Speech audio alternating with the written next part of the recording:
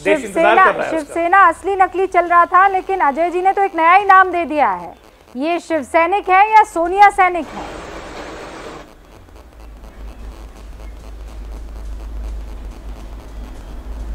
आप मुझे पूछ रहे हैं? जी हुसैन साहब।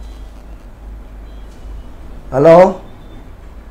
हाँ, मुझे ये बिल्कुल नहीं लगता कि कितने भी विधायक जाएंगे तो भी शिवसेना ये ठाकरे के साथ ही रहेगी, उद्धव ठाकरे के साथ ही रहेगी, क्योंकि उन्होंने वो शिवसेना बनाई और शिवसेना यहाँ जो बनी वो मराठी लोगों के ऊपर एक अन्याय है। उनको नौकरियों में टाला जाता है, उनके लिए नाइंसाफी होती है। ये सवाल पे ऊपर वो बनी है, ध्यान में रखना। खाली वो हिंदुत्ववाद के सवाल पे बनी नहीं। आगे जाके शिवसेना ने एक जरूर गलती की कि वो बीजेपी के साथ गए। यहाँ महाराष्ट्र में बीजेपी बढ़ने का कोई सवाल नहीं था, क्योंकि महाराष्ट्र फुले आंबेडकर वाद जैसे लोगों का यहाँ एक तरह से यहाँ लेफ्ट ओरिएंटेड राजनीति ही हमेशा चली है।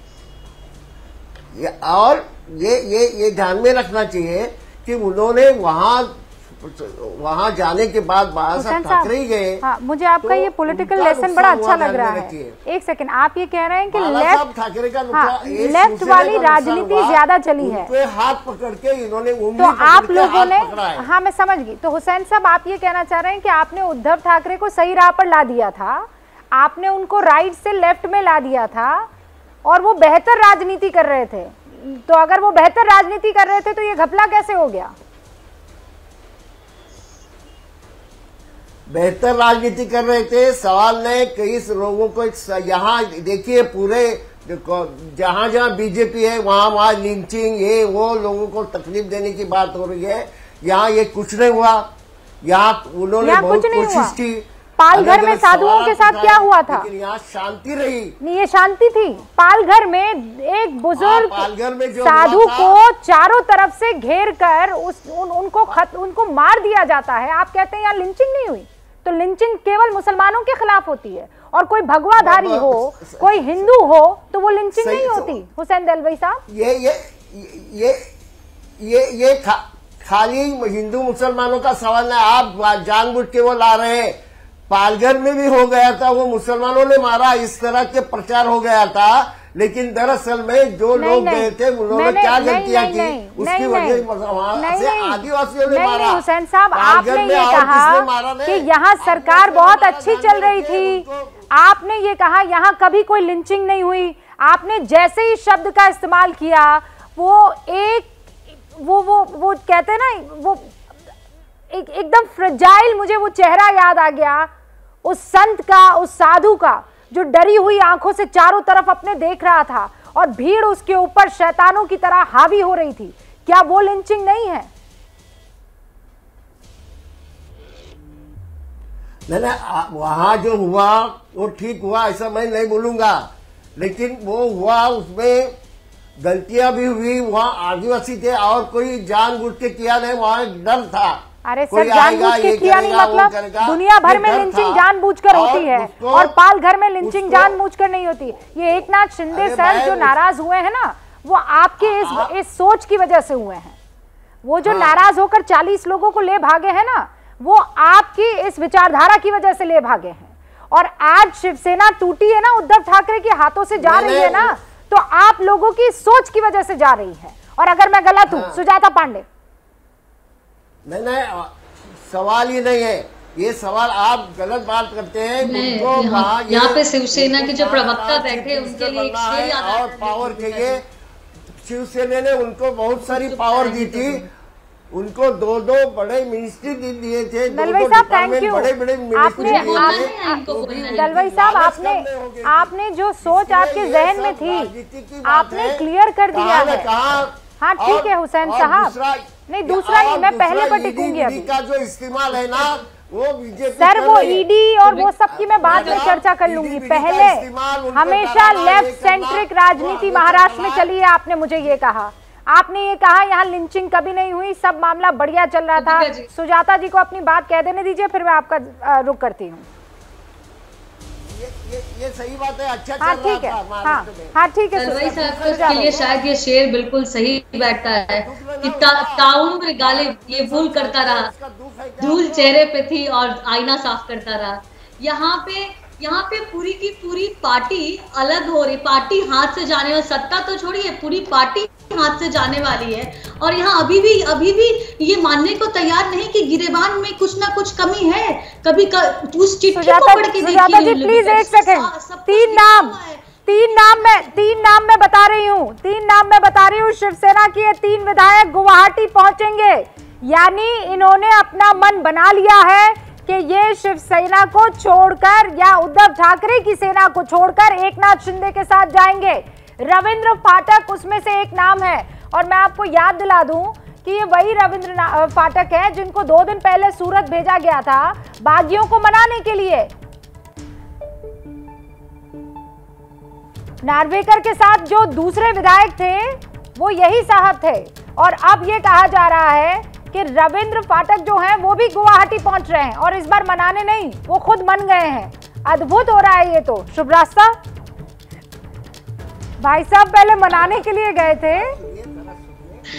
नहीं रुबिका जी, मेरी बात पूरी नहीं हुई है। हाँ माफी चाहती हूँ, कंप्लीट कर लीजिए। शिवसेना में थे, फिर नारायण राणे के साथ वो कांग्रेस में आए, फिर अभी फिर मैं ये कह रही हूँ कि वो पूरी चिट्ठी जो आज सुनिए ना, दलवाई साहब रुक जाइए ना। होटल में कल वो होटल में, अरे दलवाई साहब रुक जाइए अभी एक सेकंड, बस कुछ देर की बात है, कुछ देर की बात है। हाँ ठीक है दलवाई साहब एक सेकंड, सुजाता जी को बोलने दीजिए। वो कार्यालय में मिलते ही नहीं है, वहाँ 2.5 साल से दिखे ही नहीं ना उनके दुख दर्द को मतलब है, ना शिव सैनिकों के जो सैद्धांतिक समझौता किया गया एक सत्ता के लिए सिर्फ उस कुर्सी को पकड़े के। तो आज वक्त आ गया है कि उन्हीं कार्यकर्ताओं ने वही कुर्सी उठा मारी है। तो आज भी इनको यहाँ बैठ के सिर्फ बीजेपी और ईडी का, अरे भाई ऐसे काम ही क्यों करना कि तुम्हें ईडी का डर लगा रहता है? ऐसे काम ही क्यों करना है? थोड़ा अपने पे भी देख लो। यहाँ पे ये तो देखो कि सीरीज, चाहे वो पालघर लिंचिंग हो, चाहे बांग्लादेश घुसपैठियों का मामला हो, चाहे वसूली गेट हो, चाहे पुलिस का अंतीला केस में लिप्त होना हो, या फिर जो आपके होम मिनिस्टर है उनका वसूली गेट में पूरा नाम आ जाना हो, ईडी के दफ्तर में तो खैर आना जाना लगा ही रहता है, उनकी बातों को सुनना ही नहीं है। सब कुछ जो दोष है वो भाजपा का है, सब कुछ ऑपरेशन कमल है। अरे यहाँ तीर कमान निकल चुका है। ठीक है, आप उसको बहुत गहराई से इसका विश्लेषण कर रही है, मैं समझ पा रही हूँ, लेकिन आनंद जी मैं क्या करूँ, ये रविंद्र फाटक वाली खबर से ही नहीं निकल पा रही हूँ मैं तो। ये इनको तो मनाने भेजा था, ये क्या हो रहा है? इनको तो मनाने भेजा था प्रभु, ये खुद कहाँ चले गए? रविंद्र पाठक जी बता रहा हूँ रविंद्र पाठक जी विधान परिषद के सदस्य हैं, जिसे अंग्रेजी में एमएलसी बोलते हैं। वो विधायक उस कोटे के हैं, और रविंद्र पाठक जी का इस समय गुवाहाटी जाना, हाँ? मतलब पिक्चर अभी बाकी है, पिक्चर अभी खत्म नहीं हुई है। मतलब रविंद्र पाठक जी हमारे उद्धव जी के बड़े ही विश्वस्त हैं, हाँ? हमारी पार्टी के एक थाना के बड़े नेता हैं, हाँ? अगर वो इस समय गुवाहाटी जा रहे हैं, हाँ? तो ये समझ लीजिए कि क्या कहीं वो हमारा कोई संदेश लेके जा रहे हैं? क्या उन्हें वहां से आदेश है कि रविंद्र पाठक को ही भेजिए, हम उनसे ही बात करेंगे? क्योंकि रविंद्र पाठक जी एकनाथ शिंदे जी के भी बड़े करीबी हैं और उद्धव जी के भी बड़े करीबी हैं। अरे नहीं सर, देखिए नहीं कहानी ये अभी खत्म नहीं हुई है। अरे मुझे भी पता है, अभी कहानी खत्म नहीं हुई आनंद जी। और दूसरे 2 नाम इन पाठक साहब का वहां पहुंचना, मुझे लग रहा है शिवसेना खत्म हुई है, कहानी तो आप छोड़ दीजिए। हनुमान चालीसा आप समझ नहीं रहे हैं, मनोज्ञा बताएंगे। अच्छा ठीक है, मैं क्लियर कर देती हूँ ना, आप कंफ्यूज हो रहे हैं, मैं क्लियर कर देती हूँ। रविंद्र फाटक वहां पर क्यों पहुंचे मनोज्ञा लोईवाल? मनाने के लिए। क्या उद्धव ठाकरे के दूत हैं वो?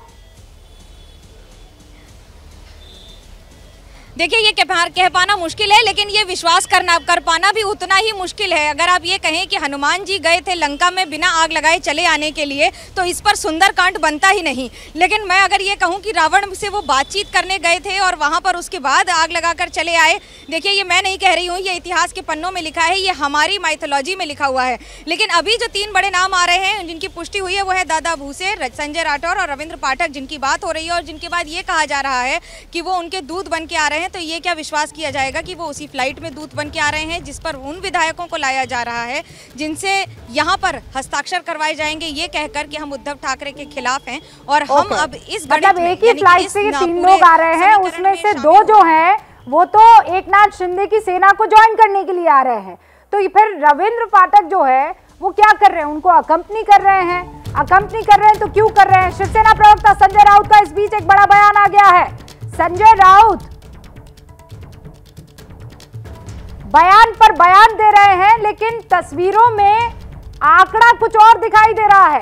ये तस्वीरें 42 इस वक्त साथियों की है एकनाथ शिंदे के, उसमें से बताया ये जा रहा है कि 38 शिवसेना के हैं। चर्चा से रास्ता निकल सकता है, घर के दरवाजे खुले हुए हैं, ये संजय राउत कह रहे हैं। संजय राउत के सुर अभी बदल रहे हैं। कल तक वो धमकी भी दे रहे थे, मनोहार भी कर रहे थे, लेकिन आज वो ये कह रहे हैं गुलाम बनकर नहीं, गुलाम बनकर नहीं, स्वाभिमान के लिए एक फैसला ले लो। घर के दरवाजे खुले हैं, संजय राउत ये कह रहे हैं। आओ मिल बैठकर बात कर लेते हैं, पार्टी नहीं टूटनी चाहिए, गुलाम बनने के बदले स्वाभिमान से निर्णय लो। संजय राउत मनाते हुए नजर आ रहे हैं और इस बीच विधायक गण, एमएलसी, जैसा अभी आनंद दुबे जी कह रहे थे, वो टूटते ही चले जा रहे हैं।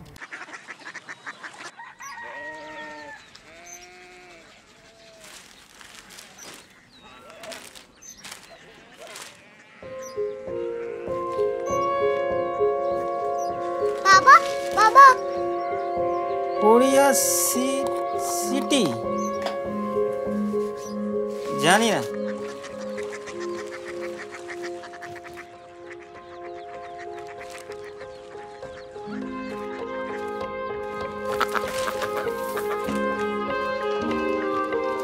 Korea city.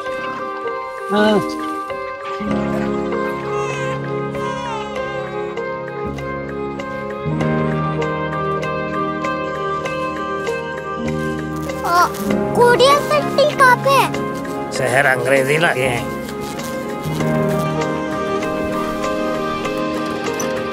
Korea city.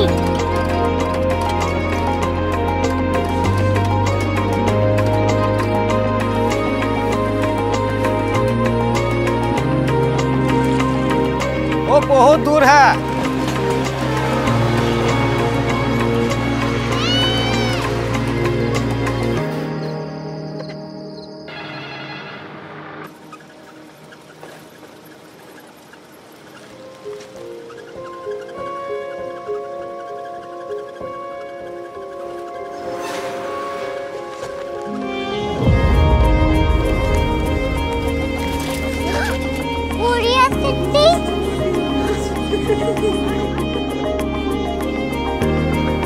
दुनिया कुछ लोग बड़े होते हैं। कोरिया सिटी कहाँ है? प्रोफेसर साहब को पता होगा। हो, ये छोटा वाला ग्लोब लगता है और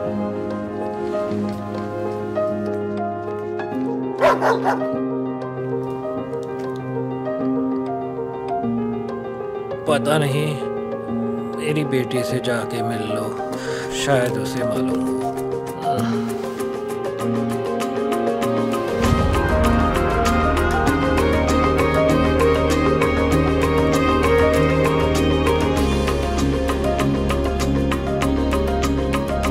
हाय, बाबा ने भेजा है। Come here. Korea city. Korea city नहीं, क्यूरियोसिटी। वो क्या? That's what brought you here? जो तुम्हें यहाँ तक ले आया। क्यूरियोसिटी।